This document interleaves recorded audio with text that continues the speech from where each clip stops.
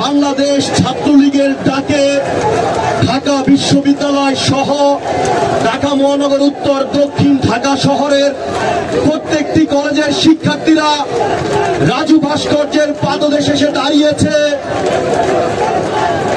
স্বাধীন ফিলিস্তিনের দাবিতে।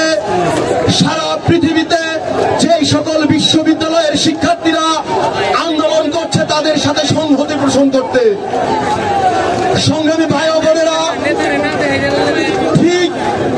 ঠিক এই মুহূর্তে আমরা যতক্ষণ ধরে আমাদের এই প্রতিবাদী মুভমেন্ট চালাচ্ছি, আমার ঠিক জানা নাই ততক্ষণে ফিলিস্তিনিতে কতজন শিশু মারা গিয়েছে, কতজন মানুষকে হত্যা করা হয়েছে, হসপিটালের বেডে কতজন মানুষ বিনা চিকিৎসায় মারা গিয়েছে।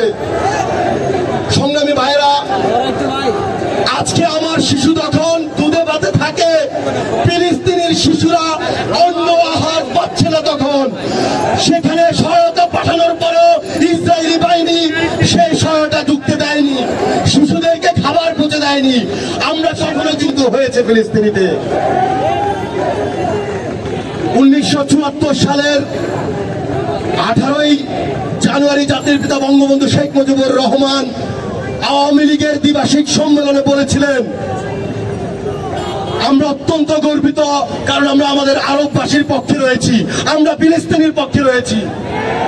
জাতির পিতা বঙ্গবন্ধু শেখ মুজিবুর রহমানের সেই দেখানো পথ, সেই পররাষ্ট্রনীতি আজকেও তার সুযোগ্য কন্যা বঙ্গবন্ধু তনয়া দেশরত্ন শেখ হাসিনা মেনে চলছে। যখন সারা পৃথিবীতে একজন নেতার আবির্ভাব হয়নি যে এই যুদ্ধকে থামাতে পারে, সারা পৃথিবীতে কি একটি নেতাও নেই যে শিশু হত্যা বন্ধ করবে, সারা পৃথিবীতে কি একজন নেতাও নেই যে বলবে ইসরায়েল ফিলিস্তিনি হামলা চাই না, হত্যা চাই না, খুন চাই না, ধর্ষণ চাই না, মানুষের রক্তের লেলিয়াংশিকা চাই না। তখন বাংলাদেশের মতো একজন ছোট্ট দেশের একজন প্রধানমন্ত্রী, যিনি দেশের মানুষকে ভালোবাসতে সারা পৃথিবীর মানুষকে ভালোবাসা শুরু করেছেন, শেখ হাসিনা বলছেন তখন। সংগ্রামী ভাই বন্ধুরা, আমরা জানি না আন্দোলনের মডেল কেমন হবে, আন্দোলনকে দমনের মডেল কেমন হবে, কিন্তু মার্কিন যুক্তরাষ্ট্র একটা নতুন নীতি শিখিয়েছে আমাদেরকে, কিভাবে একটি সৎ আদর্শবান আন্দোলনকে ধ্বংস করা হয়, কিভাবে যারা ন্যায়ের পক্ষে কথা বলে, সত্যের পক্ষে কথা বলে, তাদেরকে পুলিশি নির্যাতনের শিকার করতে হয়, কিভাবে বিশ্ববিদ্যালয়ের শিক্ষক শিক্ষার্থীদেরকে বেধড়ক পিটিয়ে তাদেরকে অ্যারেস্ট করে নেওয়া হয়।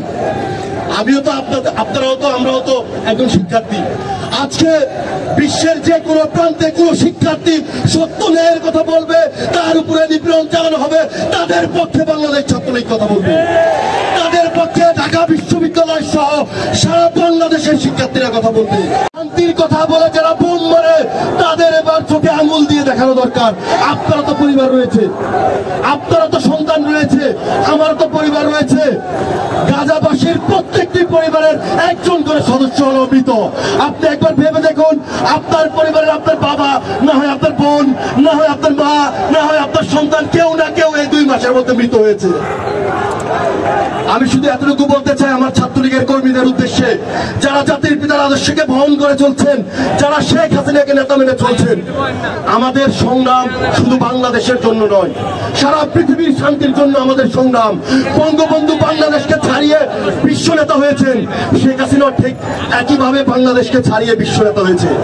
শেখ হাসিনার একজন আদর্শিক কর্মী হিসেবে আমাদের প্রত্যয় থাকবে সারা পৃথিবীর যেখানে নিপীড়ন নির্যাতন ঘটবে তার বিরুদ্ধে আমরা সোচ্চার হয়ে আন্দোলন প্রতিবাদ করবো। হতে পারে এটা আমেরিকার জনগণের জানা উচিত। আমি ধন্যবাদ জানাই সে সকল শিক্ষার্থীদেরকে যারা আমেরিকার ছাত্র হয়েও, শুধু ফরেন শিক্ষার্থীরা, আমেরিকার শিক্ষার্থীরাও যারা আমেরিকান নাগরিক, তারাও আন্দোলনে একত্র পোষণ করেছে, তাদেরকে আমি ধন্যবাদ জানাই। আমি একই সাথে ধন্যবাদ জানাই ইসরায়েলের তাদেরকে, যারা এই ইসরায়েলের ভিতরে থেকেও তারা বারবার প্রতিবাদ করছে, হামলা বন্ধ করো। তারাই সত্যের পথে, তারাই ন্যায়ের পথে, তাদের আদর্শ আমাদের আদর্শ এক। পৃথিবীর সকল মানুষের সত্যের পথে, ন্যায়ের পথে, নির্যাতনের বিরুদ্ধে যারা কথা বলবে তারা আমাদের ভাই। সংগ্রামী ভাই বোনেরা, আজকের বক্তব্য দীর্ঘায়িত করতে চান, আমার মিডিয়ার ভাইরা রয়েছেন, আমরা শুধু এতটুকু বলতে চাই, ঢাকা বিশ্ববিদ্যালয় একটি দেশ জন্মগ্রহণ করতে সহায়তা করেছে। ঢাকা বিশ্ববিদ্যালয়ের শিক্ষার্থীরা জানে বুকের তাজা রক্ত ঢেলে দিতে হবে কিভাবে। 17,000 ছাত্রলীগের নেতা কর্মী রক্ত দিয়ে বাংলাদেশ স্বাধীন করেছে, তারাও জানে কিভাবে স্বাধীনতার জন্য বুকের রক্ত ঢেলে দিতে হয়। ফিলিস্তিনের নাগরিকরা স্বাধীনতার জন্য যে আক্ষেপ তাদের যে ত্যাগ, তাদের যে তিতিক্ষা, তাদের যে চেষ্টা, সেটাকে আমরা সম্মান জানাই।